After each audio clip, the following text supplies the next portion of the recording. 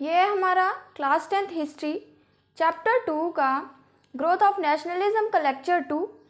इसमें हम पढ़ेंगे पॉलिटिकल एसोसिएशन के बारे में। ठीक है, मतलब कुछ चीज़ें ऐसी बनाई गई, कुछ ऐसे ऑर्गेनाइजेशन बनाए गए जब नेशनलिज्म था। ठीक है, कुछ ऐसे रिफॉर्मर थे, सोशल रिफॉर्मर, जिन्होंने बनाया कि यहाँ की जो लोग हैं उनमें कैसे डेवलपमेंट किया जा सकता है। ठीक है, इसके पहले लेक्चर में हम क्या पढ़े थे? इकोनॉमिक कॉजेस पढ़े थे। ठीक है, ये growth of political association in India from 1866 to 1885 many organization based on social and political needs mainly in presidency of Bengal, Bombay and Madras। 1866 से 1885 तक बहुत से ऑर्गेनाइजेशन बनाए गए, बेस्ड किस पर थे? सोशल और पॉलिटिकल नीड्स पर। मतलब सोशली या पॉलिटिकली जो नीड्स थी लोगों की, उस हिसाब से कुछ बहुत से ऑर्गेनाइजेशन को बनाया गया।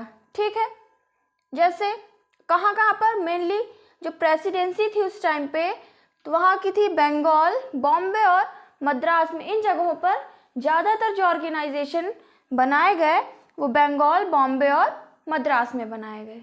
ठीक है, कब से कब तक? 1866 से 1885 के बीच में। नेक्स्ट है Rajaram Mohan Roy was Pioneer of political movements. जो उन्होंने पॉलिटिकल मूवमेंट्स किया था, ठीक है, तो पॉलिटिकल मूवमेंट्स जो हुआ था नेशनलिज्म के टाइम पर, तब राजाराम मोहन रॉय क्या थे? पायनियर थे, मीन्स लीडर थे। लीडर थे किसके? पॉलिटिकल मूवमेंट के। राजाराम मोहन रॉय लीडर थे किसके? पॉलिटिकल मूवमेंट के। फिर Zamindari renamed landholders society was first organization of Bengal. Rajaram Mohan Roy ने जमींदारी को रीनेम किया, मीन्स दूसरा नाम रखा, क्या? Land holders society. ठीक है, ये पहला ऑर्गेनाइजेशन था कहाँ पर? बंगाल में। समझ में आया? पहला ऑर्गेनाइजेशन था जो राजाराम मोहन ने क्या किया था? रीनेम्ड जमींदारी सिस्टम को लैंड होल्डर्स सोसाइटी में नाम चेंज कर दिए। ठीक है, अगर ये पूछता है कि पहला ऑर्गेनाइजेशन कौन सा था, तो जमींदारी रीनेम्ड लैंड होल्डर्स सोसाइटी। जमींदारी का नाम क्या रख दिया गया? Land holders society. ये बंगाल में हुआ था। जमींदारी सिस्टम क्या है? जमींदारी का मतलब ये है कि जिस लैंड पर, मतलब एक सोसाइटी होती थी जमींदार की, उन जो जमींदार होते थे उनके पास बहुत सी लैंड होती थी।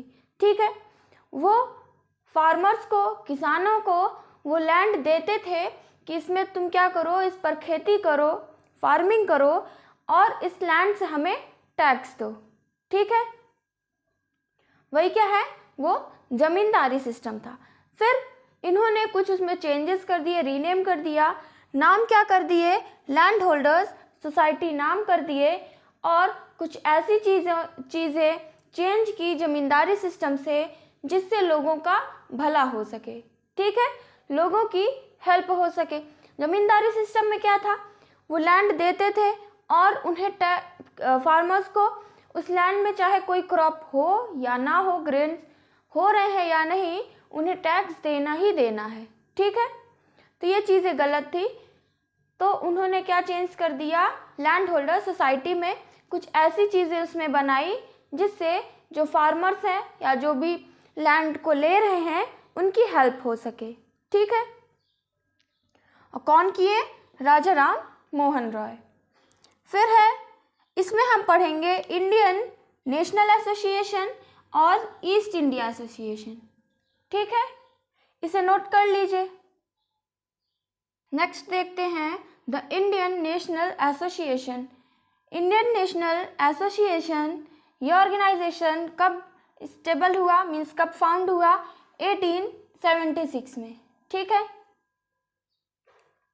First accepted nationalist organization founded by Surendranath Banerjee and Anand Mohan Bose. ये एक्सेप्टेड है, ठीक है। ये पहला ऐसा ऑर्गेनाइजेशन था जिसे एक्सेप्ट किया गया। बहुत से जो नेशनलिस्ट थे, ठीक है, जो नेशनलिस्ट ऑर्गेनाइजेशन है, ये कौन सा, इंडियन नेशनल एसोसिएशन, इसे फाउंड कौन किए, सुरेंद्रनाथ बनर्जी और आनंद मोहन बोस ने 1876 में। और ये पहला ऑर्गेनाइजेशन है जिसे एक्सेप्ट किया गया था, ठीक है। पहला ऑर्गेनाइजेशन है जिसे एक्सेप्ट किया गया था, कौन सा, इंडियन नेशनल एसोसिएशन। ऑब्जेक्टिव क्या है, मीन्स मेन एम क्या है, promoting by every legitimate means the political, intellectual and material advancement of the people। इसका मतलब ये है एक लीगल तरीके से हमें क्या करना है, पॉलिटिकली और इंटेलेक्चुअली, पॉलिटिकली जो मतलब पॉलिटिक्स है उससे, और इंटेलेक्चुअली मीन्स थोड़ा इंटेलिजेंस जो रहती है, इंटेलिजेंस उसमें, और मटेरियल एडवांसमेंट मतलब जो फिजिकल डेवलपमेंट है वो करना है लोगों का, ठीक है। मतलब ये है कि जो पॉलिटिकल है, पॉलिटिकली, इंटेलिजेंस और जो फिजिकल डेवलपमेंट है लोगों का, उसे हमें और प्रमोट करना है और विकास करना है, ठीक है। जो पॉलिटिक्स है उसमें हमें डेवलपमेंट करना है, उसे प्रमोट करना है, एक लीगल तरीके से पॉलिटिक्स होनी चाहिए, ठीक है। या जो इंटेलिजेंस है, बहुत से लोग हैं, कुछ चीज़ें हैं, तो उसे भी एक लीगल तरीके से करना है, ठीक है। और उस पर क्या करना है, और ज़्यादा उसे प्रमोट करना है और डेवलपमेंट करना है। मटेरियल एडवांसमेंट मतलब जो फिजिकल डेवलपमेंट है लोगों के हैं, कंट्री के हैं, तो उसे किस तरह से डेवलपमेंट करना है उसको प्रमोट किया गया है, ठीक है, कि इसे और जितना ज़्यादा हो सके हम इसे विकास करें, प्रमोट करें, ठीक है। ये एम था इंडियन नेशनल एसोसिएशन का। Supported by professional man, Bengali intelligentsia. सबसे ज़्यादा लोग कौन सपोर्ट किए हैं, जो यंगर थे, प्रोफेशनल मैन, प्रोफेशनल जो कोई प्रोफेशनली वर्क करते थे, जैसे जॉब कर रहे हैं किसी चीज़ में, तो ये सब लोगों ने ज़्यादा सपोर्ट किया किसमें, INA में, इंडियन नेशनल एसोसिएशन को, ठीक है, इस ऑर्गेनाइजेशन को। और Bengali intelligentsia, Bengali intelligentsia means Bengal में, मीन्स बंगाली जो लोग हैं उनमें जो सबसे ज़्यादा इंटेलिजेंट लोग थे उन्होंने ही इसे सपोर्ट किया है, ठीक है। और ऐसा नहीं था कि सिर्फ मिडिल क्लास फैमिली से सपोर्ट कर रही थी, इस ऑर्गेनाइजेशन को मिडिल क्लास के साथ साथ जो लोअर कास्ट क्लास थी, ठीक है, वो भी इसे सपोर्ट कर रही थी। समझ में आया। एम है creating strong public opinion in country, ठीक है। क्या करना है, जो पब्लिक का ओपिनियन है, जो पब्लिक की सोच है, उसे क्या करना है, स्ट्रॉन्ग करना है। पॉलिटिकल व्यू में जैसे कुछ पॉलिटिक्स है, कुछ भी हो रहा है, तो ऐसा करें कि लोगों की सोच क्या हो, बहुत मजबूत हो कि हाँ ये चीज़ें गलत हो रही हैं, ब्रिटिशर्स जो कर रहे हैं ये ऐसे गलत कर रहे हैं, ऐसा होना चाहिए, और कौन बहुत अच्छे से इस पॉलिटिक्स को संभाल सकता है, वो ये सब प्रमोट कर रहे थे और ज़्यादा डेवलप कर रहे थे, ठीक है। मेन एम क्या था कि लोगों का जो ओपिनियन है वो इतना मजबूत हो, किसमें, पॉलिटिकल में, पॉलिटिक्स में इतना मजबूत हो, जो भी पॉलिटिक्स के क्वेश्चन है, जो भी गलत हो रहे हैं, तो उस पर आवाज़ उठाएं, उसे समझ सकें कि ये चीज़ें गलत हो रही है, क्या सही होना चाहिए और किस तरह होना चाहिए, ठीक है। फिर है short unification on common political programme. Sort unification, unification means इकट्ठा करना, कहाँ पर, कॉमन पॉलिटिकल प्रोग्राम में। कुछ ऐसे लोगों को इकट्ठा करना, मतलब उन लोगों को खोजा जा रहा था जो हमारी कंट्री के लिए इकट्ठा हो सकते हैं, ठीक है, जो कंट्री के लिए लड़ सकते हैं, कंट्री के लिए इकट्ठा हो सकते हैं, उन्हें एक किस में इकट्ठा करना, एक पॉलिटिकल प्रोग्राम में। समझ में आया? यूनिफिकेशन मतलब है सबको इकट्ठा करना, ठीक है, एक कॉमन पॉलिटिकल प्रोग्राम में, ठीक है। उसमें ऐसा नहीं कि कौन आ सकता है कौन, सबके लिए है। उस पॉलिटिकल प्रोग्राम में ये ढूंढना है कि हमारे साथ कौन, मतलब कौन हमारी कंट्री के लिए लड़ सकता है, ठीक है। ये एम था, नोट कर लीजिए इसे। नेक्स्ट पॉइंट्स देखते हैं। नेक्स्ट है कंट्रीब्यूशन। कंट्रीब्यूशन मतलब है कि इस ऑर्गेनाइजेशन से क्या क्या चीज़ें चेंज हुई, इसका मतलब क्या निकला, इस एसोसिएशन से क्या फ़ायदे हुए। Opposed lowering of the age limit for civil service examination 1877। 1877 में, 1876 में ये एसोसिएशन फाउंड हुई। 1877 में इस एसोसिएशन ने क्या किया, इसके खिलाफ गए, अपोजिशन में गए, किसके, जो इन्होंने, जो ब्रिटिशर्स ने सिविल सर्विस एग्जामिनेशन की एज लिमिट बढ़ा दी थी, ठीक है, मतलब बढ़ा दी थी, मतलब घटा दी थी, ठीक है। जैसे 21 ईयर थी, पहले 21 ईयर की थी, ब्रिटिशर ने क्या कर दिया, 19 ईयर कर दिया। इससे क्या हुआ, इससे कंपटीशन लेवल बहुत ज़्यादा बढ़ गया था, जो एक डिसएडवांटेज था किसका, इंडिया के लिए, इंडिया के लोगों के लिए ये बहुत ही डिसएडवांटेज था, बेकार था। इस वजह से इस एसोसिएशन ने सबसे पहले क्या किया, जो एज लिमिट है सिविल सर्विस एग्जामिनेशन की, उसको फिर से बढ़ा दिए, ठीक है। उन्होंने ऑपोजिशन किए, मतलब अपोज्ड किए, उनके खिलाफ गए ब्रिटिशर्स के, कि वापस से 21 ईयर कर दिया जाए, ठीक है। बिग डिसएडवांटेज था किसके लिए, इंडियंस के लिए। और ये अपोजिशन कब किया गया, 1877 में।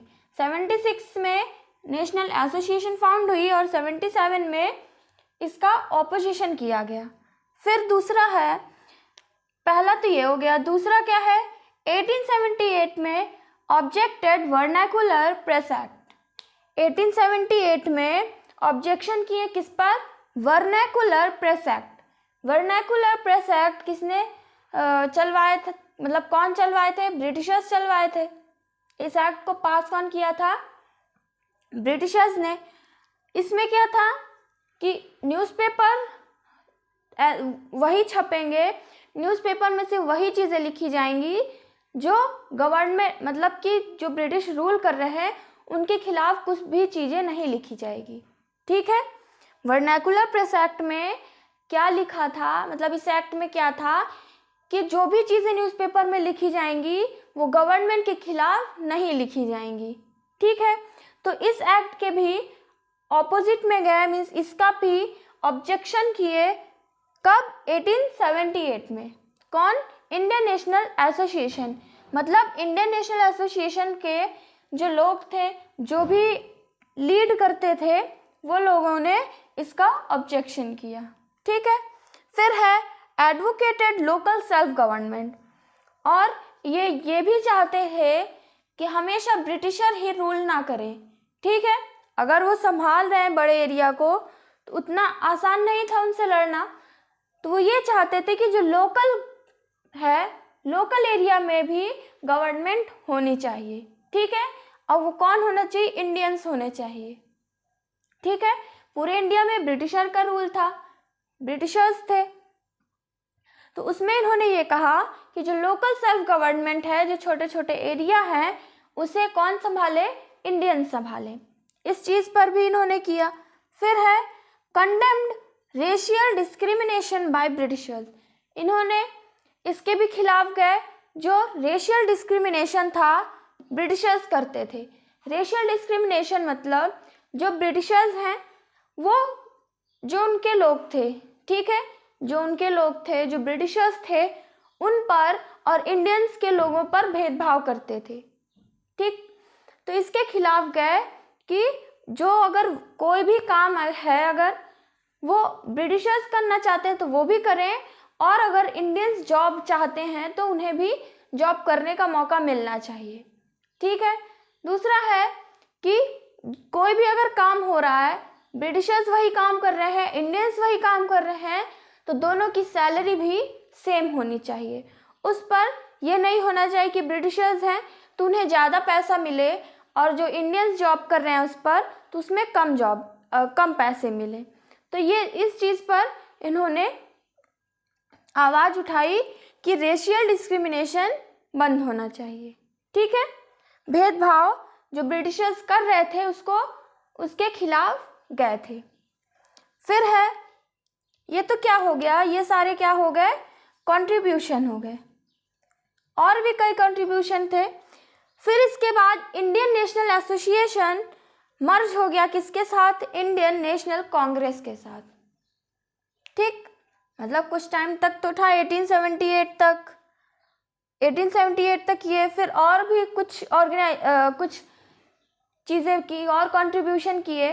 फिर इसके बाद कुछ टाइम बाद क्या हो गया, इंडियन नेशनल कांग्रेस के साथ इंडियन नेशनल एसोसिएशन मर्ज हो गया। ठीक है। The Bengali newspaper by Surendranath Banerjee, Surendranath Banerjee ने ये न्यूज़पेपर बनाया था, कौन सा, द बंगाली। द बंगाली क्या है, ये एक न्यूज़पेपर है, किनका, सुरेंद्रनाथ बैनर्जी का। ये भी एक इम्पॉर्टेंट प्ले था, इम्पॉर्टेंट रोल था, किसमें, इस एसोसिएशन में। ठीक है, इस एसोसिएशन में बहुत इम्पॉर्टेंट था क्या, द बंगाली न्यूज़पेपर। समझ में आया। इससे क्या हो रहा था, इससे ये हो रहा था कि लोगों तक बातें पहुंच रही थी, लोगों के ओपिनियन के बारे में जानने को मिल रहा था, और ये भी जानने को मिल रहा था लोगों को कि किस तरह से इस एसोसिएशन में हो रहा है, कैसे, मतलब क्या क्या चीज़ें हमारे लिए हो रही हैं। ठीक है, जैसे एज लिमिट कम हो रही है। अगर न्यूज़पेपर नहीं रहेगा, अगर न्यूज़पेपर ना होता तो सारे लोगों को ये पता ही ना चलता कि एज लिमिट के लिए अपोजिशन किया गया है। ठीक है, या वर्नाकुलर प्रेस एक्ट के लिए किया गया है। तो ये सब चीज़ें थी इस एसोसिएशन में, इस ऑर्गेनाइजेशन। समझ में आया। इंडियन नेशनल एसोसिएशन कब फाउंड हुआ है, 1876 में। क्लियर हुआ, नोट कर लीजिए इसे। नेक्स्ट है east India association. East India association कब ऑर्गेनाइज्ड हुआ, 1866 में। ठीक है, ये कब फाउंड हुआ है, 1866 में। ऑर्गेनाइज्ड बाय दादा भाई नौरोजी। इसे फाउंड कौन किए हैं, दादा भाई नौरोजी। ठीक है, कब, 1866 में, in collaboration with Indians and retired officials in India. ये किनके सहयोग से किया गया, किनकी हेल्प से किया गया, उसमें इंडियंस भी थे और रिटायर्ड ऑफिसर थे जो लंदन के। ठीक है, मतलब जो ईस्ट इंडिया एसोसिएशन था, इसमें कोलैबोरेशन किनका था, इसमें कौन कौन लोगों का हेल्प था, इसमें वो था इंडियंस का और रिटायर्ड ऑफिशियल्स, जो ऑफिशियली जो वर्क करते थे वो रिटायर होने के बाद इसे ज्वाइन कर लिए। ठीक है, कौन, रिटायर्ड ऑफिशियल लंदन के। समझ में आया। और एम क्या था इस एसोसिएशन का, discuss the Indian questions and influence the British to welfare of Indians. इसका ये मतलब था, इसका एम ये था कि जो इंडियंस हैं वो यहाँ पर अपना क्वेश्चन डिस्कस करें। ठीक है, वो यहाँ पर इस एसोसिएशन में जो इंडियंस के क्वेश्चन हैं उसको डिस्कस किया जाए और फिर ब्रिटिशर्स जो हैं उनसे कहा जाए कि वो इंडियंस के वेलफेयर को प्रमोट करें। ठीक है, मतलब ये है कि उनसे ये पूछा जाए इंडियन से कि आपको क्या प्रॉब्लम है, क्या क्या चीज़ें आपको दिक्कत हो रही है, ठीक है, जैसे जॉब नहीं मिल रही है या फिर टैक्स बहुत ज़्यादा लिया जा रहा है, सैलरी पूरी नहीं मिल रही है, तो ये सब चीज़ें थी, ये सब क्या थे, इंडियन के क्वेश्चंस थे। तो वहाँ पर डिस्कस किया कर मतलब एम था कि हम इंडियंस के क्वेश्चन को यहाँ पर डिस्कस करेंगे और फिर क्या करेंगे, ब्रिटिश से कहेंगे, जो ब्रिटिश रूल कर रहे हैं वहाँ पर, उनसे कहेंगे कि इस पर चेंज किया जाए, जो जो प्रॉब्लम है इंडियंस की उस पर वेलफेयर किया जाए, उस पर सुधार किया जाए, ठीक है, ये था। दूसरा है promote correct information about Indian to British, और ये था, इससे क्या होगा, उन्होंने ये सोचा कि इस एसोसिएशन का एम ये है कि कोई भी बात है, अगर मीन्स कोई भी इंफॉर्मेशन है इंडियंस की, तो वो करेक्ट पहुँचे किसके पास, ब्रिटिशर्स के पास, ठीक है, या जो भी ब्रिटिश कर रहे हैं तो उसका करेक्ट सही इंफॉर्मेशन इस एसोसिएशन के पास पहुँचे कि ये चीज़ें इंडियंस के साथ हो रही है, ठीक है, मीन्स इंडिया के बारे में करेक्ट इंफॉर्मेशन मिले, ब्रिटिश जो कर रहे हैं वहाँ पर, ब्रिटिश रह रहे हैं, उसके लिए इस एसोसिएशन का एम था। समझ में आया? वो ये चाहते थे कि ब्रिटिश वहाँ पर कैसे रूल कर रहे हैं, अगर हमें करेक्ट इंफॉर्मेशन मिलेगी तो हम ब्रिटिशर्स को और कहेंगे कि उन इंडियंस का वेलफेयर करो, ठीक है, ऐसा मत करो, उनके साथ गलत मत करो, और जो ब्रिटिशर्स के साथ बिहेवियर है वही इंडियंस के साथ भी होना चाहिए। समझ में आया? इसे नोट कर लीजिए। नेक्स्ट देखते हैं। नेक्स्ट है ईस्ट इंडिया एसोसिएशन के कुछ कंट्रीब्यूशन देखते हैं। पहला है ethnological society of London in 1866 tried to prove the inferiority of Asians to the Europeans. Ethnological society क्या है? ये एक साइंटिस्ट, जो ह्यूमन साइंटिस्ट होते हैं, ये ऐसे लोग हैं जो साइंटिस्ट हैं, ठीक है, कहाँ के? लंदन के। लंदन के जो साइंटिस्ट हैं उन्हें क्या कहा गया? इथोनोलॉजिकल सोसाइटी। ये 1866 में ये चाहते थे, वो ये प्रूव करना चाहते थे कि जो एशियंस हैं वो यूरोपियन से कम है, ठीक है। इथोनोलॉजिकल सोसाइटी लंदन की क्या चाहती थी? 1866 में वो ये ट्राई कर रही थी, ये चाहती थी कि प्रूव कर रही थी कि जो एशियंस हैं, ये जो एशियंस हैं वो किससे कम है? यूरोपियन से। यूरोपियन से हर चीज़ में कम है, ये प्रूव कर रही थी, ठीक है। जैसे डेवलपमेंट में कम है, और जो भी इंडस्ट्रीज़ हैं उतना ज़्यादा डेवलप नहीं है, एजुकेशन में कम है, तो ये सब चीज़ों को प्रूव कर रही थी, ठीक है। फिर है support of Englishman. Englishman means Britishers का सपोर्ट किया गया, and able to exercise considerable influence in the British Parliament। और ये चाहते थे कि हम ब्रिटिश पार्लियामेंट पर भी प्रभाव डाल सके, मीन्स उस पर भी हमारा जो है मतलब एक तरह से कह लें कि उस पर भी, ब्रिटिश पार्लियामेंट में भी हमारा हाथ हो, ठीक है, हमारा भी उस पर इफेक्ट पड़े, ठीक है। किसका? ईस्ट इंडिया एसोसिएशन का।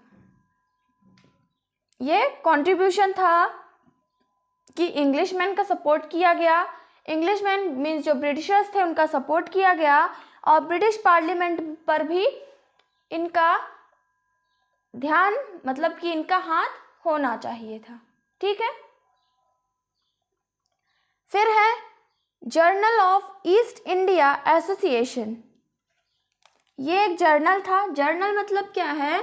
जर्नल मतलब होता है जो डेली न्यूज़पेपर होता है वो, ठीक है, उसी को कहते हैं जर्नल। ये क्या है? Journal of east India association included the paper that were delivered before there meetings. ये न्यूज़पेपर था, ये एक जर्नल मीन्स जिसे पत्रिका कहते हैं, ठीक है, पत्र टाइप का था, न्यूज़पेपर था। कौन सा? Journal of east India association. ये मीटिंग से पहले ही डिलीवर हो जाता था। ईस्ट इंडिया एसोसिएशन की जब मीटिंग होती थी तो उससे पहले ये पेपर उनके पास डिलीवर हो जाता था। ठीक है, ये क्या था? ये कंट्रीब्यूशन था। समझ में आया? इसे नोट कर लीजिए। हम नेक्स्ट पॉइंट्स देखते हैं। नेक्स्ट है foundation of Indian national Congress. क्या देखेंगे? इंडियन नेशनल कांग्रेस के बारे में। ये कब फाउंड हुआ है? 1885 में। ठीक है, इंडियन नेशनल कांग्रेस 1885 में फाउंड हुई है। कौन किए हैं? Given by retired English civil servant A.O. Hume. ठीक है, A.O. ह्यूम ने इसे फाउंड किया है। ये कौन थे? ये एक इंग्लिश सिविल सर्वेंट थे। ठीक है, मतलब ब्रिटिशर थे ये, और इन्होंने सिविल सर्विस कर चुकी है। ठीक है, सिविल सर्विस से ये रिटायर्ड हो चुके हैं और रिटायर होने के बाद इन्होंने क्या दिया? Indian national Congress. ठीक है, कौन? A.O. ह्यूम। समझ में आया? फिर है फर्स्ट सेशन इन 1885। 1885 में ही ये फाउंड हुआ। इसके बाद जो पहला सेशन था, मीन्स जो पहली मीटिंग थी, वो कब हुई? 1885 में।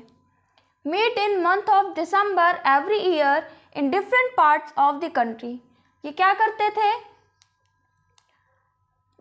साल के मतलब हर साल दिसंबर मंथ में। ठीक है, हर साल दिसंबर मंथ में ये कंट्रियों में डिफरेंट पार्ट्स जो थे कंट्री के, वहाँ पर ये जाते थे। जैसे कभी हुआ इस जगह पर पहुँच गए, अगले साल दिसंबर में इस जगह पर, अगले साल दूसरे पार्ट्स पर। तो ये अलग अलग जगहों पर, मतलब कंट्री में अलग अलग जो जगह हैं वहाँ पर ये जाते थे। कब जाते थे? दिसंबर में। ठीक है, हर साल। ग्रेट प्रेसिडेंट्स, कुछ कांग्रेस के ग्रेट प्रेसिडेंट्स बने थे, बहुत जल्दी ही बने थे। कौन कौन? दादा भाई नौरोजी, इन्हें 3 बार इलेक्ट किया गया प्रेसिडेंट के लिए। किसमें? कांग्रेस में। जो इंडियन नेशनल कांग्रेस है उसमें प्रेसिडेंट, उसका लीडर बनने के लिए दादा भाई नौरोजी को 3 बार इलेक्ट किया गया। फिर है बदरुद्दीन तयाबजी, और है फिरोज शाह मेहता, P. आनंद चार्लू, सुरेंद्र नाथ बनर्जी, रमेश चंद्र दत्त, आनंद मोहन बोस एंड गोपाल कृष्णा गोखले। समझ में आया? इंडियन नेशनल कांग्रेस की खोज कब हुई? 1885 में। कौन किए? A.O. ह्यूम ने। और दिसंबर के, मतलब हर साल दिसंबर के मंथ में कंट्री के, मीन्स इंडिया में हर जगह अलग अलग जगहों पर जाते थे, मिलते थे लोगों से। और कुछ प्रेसिडेंट थे, ग्रेट प्रेसिडेंट। 3 बार किन्हें इलेक्ट किया गया? दादा भाई नौरोजी को। समझ में आया? और इसमें सुरेंद्र नाथ बनर्जी भी थे, आनंद मोहन बोस भी थे, रमेश चंद्र दत्त भी थे। ये सब क्या थे? प्रेसिडेंट थे नेशनल कांग्रेस के। समझ में आया? इसे नोट कर लीजिए। नेक्स्ट पॉइंट्स देखते हैं। नेक्स्ट है objectives of the Congress. Congress के कुछ एम थे। ठीक है, उसे देखते हैं। पहले ये कि first session held in Bombay in December 1885। हम अभी पढ़े हैं कि दिसंबर के, मतलब दिसंबर मंथ में ही ये सेशन होता था। ठीक है, लोगों से मिलते थे, ये मीटिंग होती थी। तो पहला सेशन कहाँ पर हुआ? बॉम्बे में। कब? दिसंबर में 1885 में। ठीक है, 1885 में कांग्रेस फाउंड हुआ और 1885 के दिसंबर मंथ में बॉम्बे में ये सेशन होल्ड हुआ। एम क्या है? Promotion of friendly relations. Promotion of friendly relations की मीन्स कंट्री में, इंडिया में जितने भी लोग रह रहे हैं तो वो फ्रेंडली रहें। ठीक है, लड़ाई झगड़ा ना करें, फ्रेंडली रहें, बिहेवियर सेम रहे। ठीक है, सबसे बिहेवियर कैसा रहे? सेम रहे और लड़ाई झगड़ा ना करें। और क्या है? Development of feeling of national unity irrespective caste and religion. और वो ये चाहते थे, मतलब उनका ये एम ये था कि डेवलप करें किस फीलिंग का, नेशनल यूनिटी का, मतलब कि सब लोग अपने नेशन के लिए इकट्ठा हों, ठीक है, अपने नेशन के लिए आवाज़ उठाएं, अपने नेशन के लिए इकट्ठा हों, ये फीलिंग होनी चाहिए लोगों को, ठीक है, लोगों के पास ये फीलिंग होनी चाहिए, या और फीलिंग को और डेवलप करें कि हमारा ये नेशन है और हमारे नेशन में जो लोग हैं वो सबको एक साथ इकट्ठा रहना चाहिए, ठीक है। और irrespective caste and religion, caste और रिलीजन पर जो भी भेदभाव होते थे उसको ख़त्म किया जाए, ठीक है, इसके अगेंस्ट में थे। जैसे कास्ट, अपर कास्ट है तो वो लोअर कास्ट को टच नहीं कर रहे हैं, उनसे बात नहीं कर रहे हैं, ये सब है। रिलीजन है, हिंदू है, मुस्लिम है, क्रिश्चियन है, तो वो अपना अलग अलग उनका बिहेवियर था, तो ये सब चीज़ें इन्होंने कहा कि ये सब चीज़ें ख़त्म होना चाहिए, ठीक है। फिर है फॉर्मुलेशन ऑफ पॉपुलर डिमांड्स, जो कंट्री में बहुत डिमांड हो रही है, बहुत ज़्यादा पॉपुलर है उस डिमांड की, तो उसको पूरा किया जाए, ठीक है। और है training and organisation of public opinion, जो पब्लिक ओपिनियन है उसको ट्रेन किया जाए, ऑर्गेनाइज किया जाए, मतलब कि जो कंट्री में लोग रह रहे हैं उनकी सोच क्या है, ठीक है, उसे सुने, उसे समझे, और लोगों को जो भी चीज़, मतलब लोग जो अगर गलत कर रहे हैं तो उसे हम उनकी सोच को बदलें, ठीक है। मतलब कोई लोग हैं, मान लीजिए वो कास्ट के बेस पर ही बहुत बेकार बिहेव कर रहे हैं, तो उसे पब्लिक के लोगों के ओपिनियन को चेंज करें, जो उनका सोच है उसे चेंज करें और अच्छी चीज़ों को बताएं, उन्हें ट्रेंड करें, ठीक है। ये सब था ऑब्जेक्टिव कांग्रेस का, समझ में आया, नोट करिए इसे। नेक्स्ट पॉइंट्स देखते हैं। नेक्स्ट है initial sessions of the Congress. इस कांग्रेस ने, इंडियन नेशनल कांग्रेस के कुछ सेशन थे, उसे देखते हैं, मीन्स कुछ मीटिंग्स थी, क्या चेंजेस किए। फर्स्ट सेशन पता है कहाँ पर हुआ था, बॉम्बे में हुआ था, दिसंबर में। कब से कब तक, 28 से 30 दिसंबर तक ये सेशन में हुआ था, ठीक है। ये सेशन 2 दिनों के लिए हुआ था, 28 दिसंबर से 30 दिसंबर तक। और इसके प्रेसिडेंट कौन थे, उमेश चंद्र बनर्जी, ठीक है। इसके प्रेसिडेंट कौन थे, जब ये मीटिंग हुई, जब ये पहला सेशन हुआ, तो उसके प्रेसिडेंट कौन थे, उमेश चंद्र बनर्जी, ठीक है, प्रेसिडेंट थे। इसमें 72 लोग शामिल हुए, डेलीगेट्स मतलब कुछ प्रतिनिधि मतलब कुछ जो लोग हैं वो जो वर्क कर सकते हैं, ठीक है, जो उसमें चेंजेस कर रहे हैं या जो वर्क वो करने के लिए कह रहे हैं वो वर्क कर सकते हैं, ठीक है।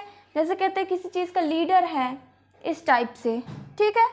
तो 72 लोग थे जो शामिल हुए थे इस सेशन में, समझ में आया।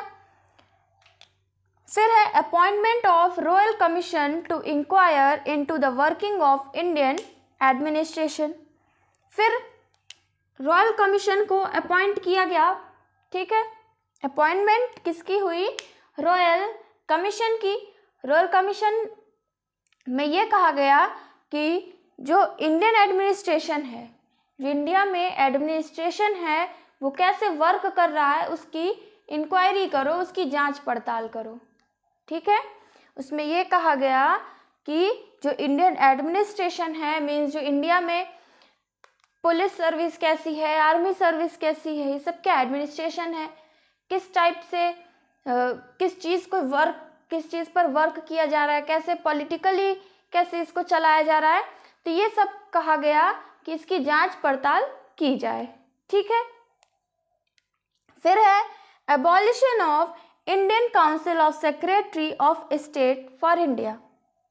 इंडियन काउंसिल मीन्स जो इंडिया का जो परिषद था, ठीक है, जिस सभा कहते हैं, तो वो परिषद, सेक्रेटरी मतलब होता है सचिव, ठीक है, जो स्टेट के सचिव थे, किस सभा के, किस परिषद के, इंडिया के, उसे बंद किया गया, ठीक है, उस पर रोक लगाई गई, समाप्त कर दिया गया। Indian council of secretary of state, state के जो सचिव थे इंडियन काउंसिल के, मीन्स इंडियन परिषद के सचिव थे, कहाँ के, स्टेट के, तो उसे समाप्त कर दिया गया। और expansion and reform of imperial and local legislative council, जो काउंसिल थी लोकल लेजिस्लेटिव काउंसिल और इंपीरियल काउंसिल, बहुत जो शाही तरीके से जो लेजिस्लेटिव काउंसिल थी और लोकल लेजिस्लेटिव काउंसिल जो थी, इसको क्या किया गया, इसको और एक्सपेंड किया गया, इस पर और बढ़ावा दिया गया। ठीक है, समझ में आया। फिर है creation of standing committee in the house of commons to consider formal protest from councils. Standing committee बनाई गई, स्टैंडिंग कमिटी मीन्स कुछ परमानेंट कमिटी बनाई गई। ठीक है, जैसे जिसे एक ग्रुप बना दिया गया कि ये कमिटी इस चीज़ पर ध्यान देगी, ये कमिटी क्या करेगी, ये इस चीज़ को देखेगी। ठीक है, तो वैसे ही स्टैंडिंग कमिटी बनाई गई, किस पर, house of commons to consider formal protest from councils, जो काउंसिल से जो भी गलत चीज़ें हो रही थी उस पर ध्यान देने के लिए ये स्टैंडिंग कमिटी बनाई गई। समझ में आया। जो काउंसिल का विरोध करना था, मतलब जो विरोध हो रहा था, उसके लिए एक स्टैंडिंग कमिटी बनाई गई। ठीक है, समझ में आया, इसे नोट कर लीजिए। हम नेक्स्ट पॉइंट्स देखते हैं। नेक्स्ट है creation of legislative council for north west province and Awadh and Punjab. क्या कहा गया कि लेजिस्लेटिव काउंसिल बनाई जाए, मीन्स विधानसभा बनाई जाए, विधान परिषद बनाया जाए।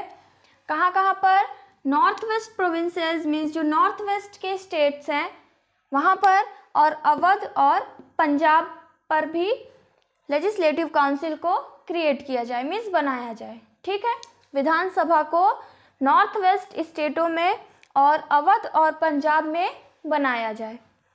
Introduction of public service examination in England and India and rising the minimum age of candidate.